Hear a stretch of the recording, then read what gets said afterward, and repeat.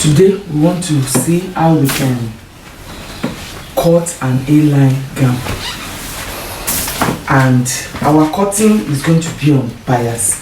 This is actually a subscriber's request. She wants me to illustrate how to cut on bias. I think we have about 2 A-line gowns on the channel. There was one we cut on straight grain, and the other one we cut it on bias. So today we want to cut this beautiful lace material on bias. We want to cut it as an A-line gown, and we are going to be cutting it on bias, and I'm going to be showing a slightly different way from what we did before. This is the beautiful lace fabric we are going to be using, and it is 5 yards. Let's assume this is the full length of my fabric. You know, if I'm folding a 180 degrees, I will fold like this. No, I'm not going to be folding it like that. But to fold on bias has to do with folding diagonally. So what I will just do is, can you see?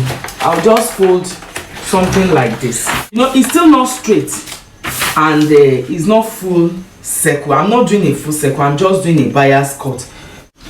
You know, this total length must be, the total length of this paper must be more than what I really need, because I'm folding diagonally, and I'm not folding like I'm folding on a circle. And you will ensure that this M that you have folded aligns to what you really want, and you will check on the hip and every other place. So let's go to folding on the fabric. I'm going to be cutting the front and the back together. This is the wrong side of the fabric. What I just did was to fold the whole length of my fabric into 2. These are the open sides, and this is the folded edge. So after folding into 2, I will now fold just exactly as I folded on my paper.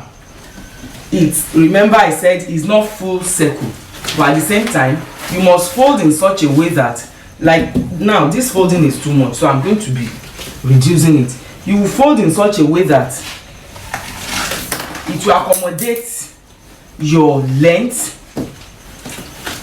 And the reason why I'm not starting my folding from the folded edge is because I want whatever fabric remains to be in one piece. I'm going to show you once I'm done. So let's try and measure. I will now measure. You know, I've folded it, and I'm not going to be using the whole width here, because I still want to put this self edge at the hem of my gown.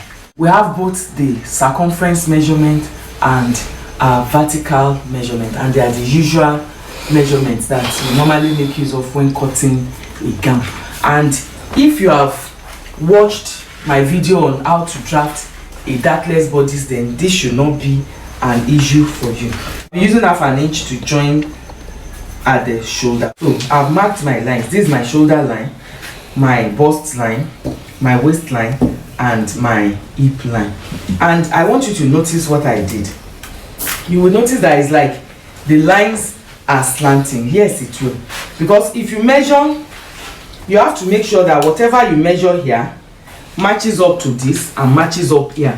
That's the only way your gown, the shaping will really fall in place. So I marked 11 inches for my bust point. I made sure that it's regular all through. When I marked my waistline, I made sure that it is regular, and the same thing for my hip line. So I'll not be marking the other side for now, because my table cannot contain it, and I really want you to see what I'm doing. So, and we are familiar with all these lines. So what we are going to do now is to put in our measurements. My shoulder is 16 inches. 16 divided by 2 will give me 8 inches. So I'm going to be adding 1/2 inch for my seam allowance. Here are my lines. This is my chest line, my bust line, my waistline, and my hip line. And what I just did was to curve out my armhole.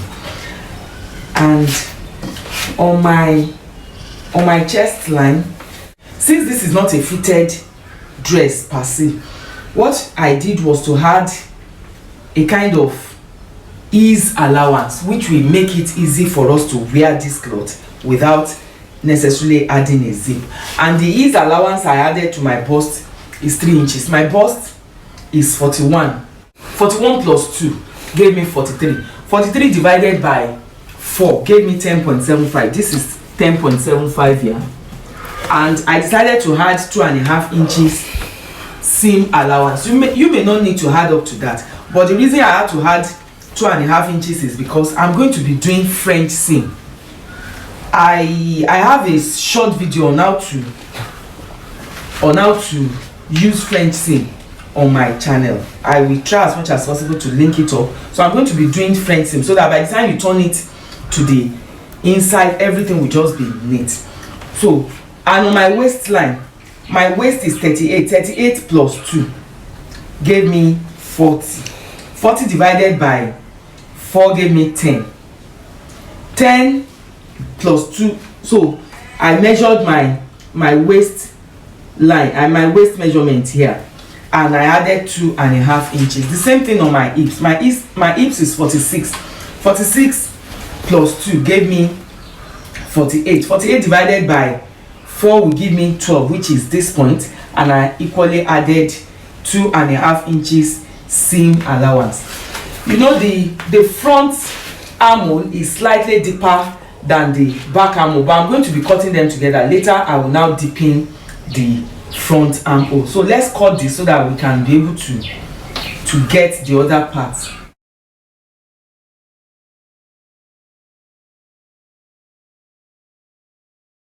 This is what we have been able to come up with. So I'm almost done with the upper part here, except for the neck and the front armhole that I need to deepen a little. Remember, I'm yet to mark my gown length. So what I will now do is to just draw this up a bit so as to enable me to mark my gown length. So what I did was to mark my full length. Then I'm going to be reducing it a bit. I'll be adding like maybe 2 inches of this lace trimming at the base. But I want my gown length to be around 64-65. I really want it to flow. So what you will just do, whatever you make up your mind as your gown length, you will just cut it. You will just measure.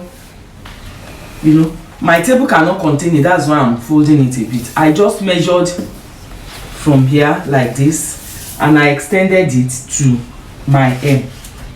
Then whatever I do on this side, I will equally on the folded side, I will equally do at the side so that my gown can be balanced. On the side here again, I will measure it and shift it up to the hem. Then you can see that as I'm measuring, this thing is shifting. You have to make sure that it doesn't shift. From my hip now, I will just bend my hand to the length. Let's see if this length will be enough for me. I measured 12 inches on my hip. Let's see what we have here. We have about 20. 1, 2, 3, 4, 5, 6, 7, 8. This is about 8, which is okay. If I'm not satisfied with what I have, I can still fold it a little bit.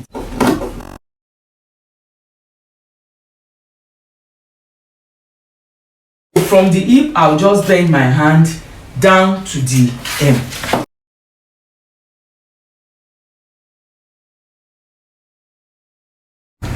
Despite the fact that we have not sewn the dress, the shape is looking really good. I think I'll be doing a bishop neck on this. So I'll be illustrating how to do a bishop neck in another video. I don't want this video to be too lengthy. Let me go up by 3 inches. Then I'll now try to curve it in so that it will not just be dripping anyhow. Our A-line gown is done. Now this is the place we folded. So let's see what we have left here. More than a yard that is left. And we still have some other fairy. So, and you know, all these ones are from the side. Look at the outcome of our bias cut. I added a bishop neck. Don't forget to like, share and subscribe to my channel.